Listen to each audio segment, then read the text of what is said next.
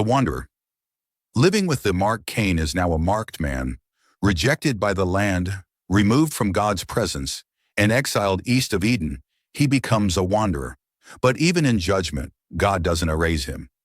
This episode explores what it means to live with the consequences of your actions, how regret can shape or destroy you, and how even broken people can still build.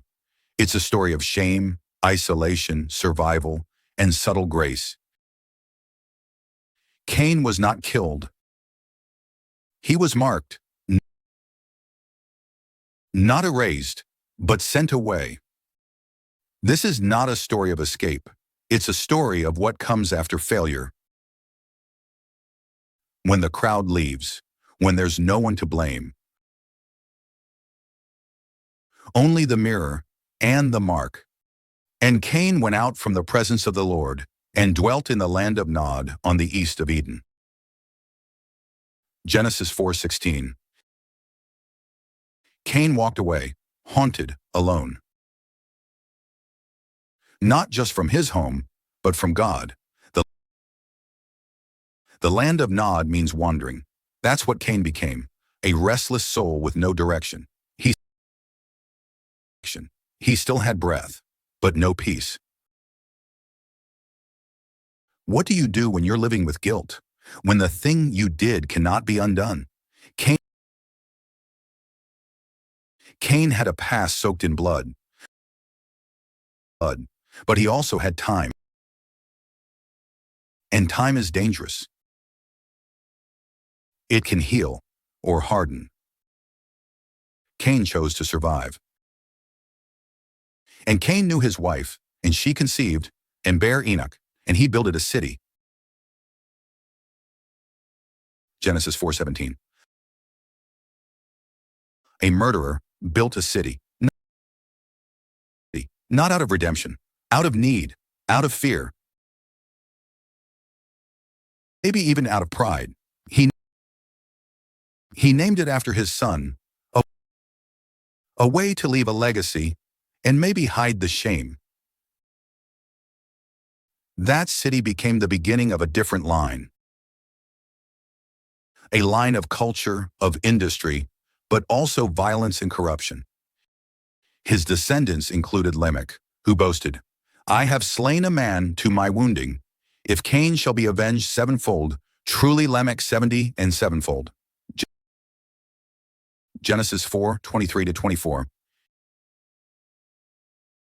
Cain's shadow lived on. What you do doesn't stay with you.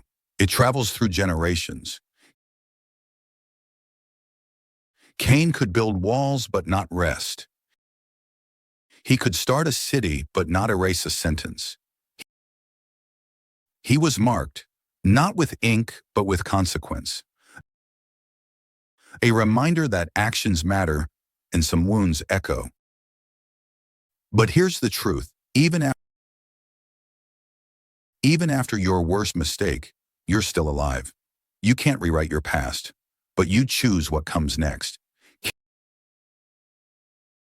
Cain's story didn't end in death, it ended in exile. That's mercy. God could have erased him, but instead, he gave him space to live, suffer, reflect. That's not easy, but it's just. Sometimes punishment isn't lightning, it's silence. Sometimes the mark you carry isn't for others to fear, it's for you to remember. Cain lived with his shame. He became a builder. Not a hero, not a prophet. Just a man who once refused to be his brother's keeper and spent the rest of his life carrying that truth.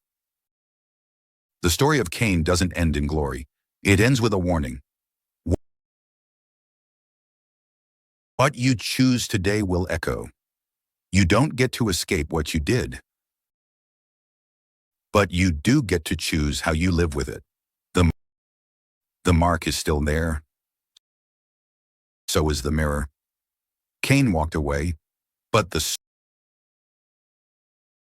story walked with him, and it walks with you too. Watch. First episode, The Mark of Cain, a lesson in responsibility. The line of Seth, a new beginning. Follow more stories from Genesis.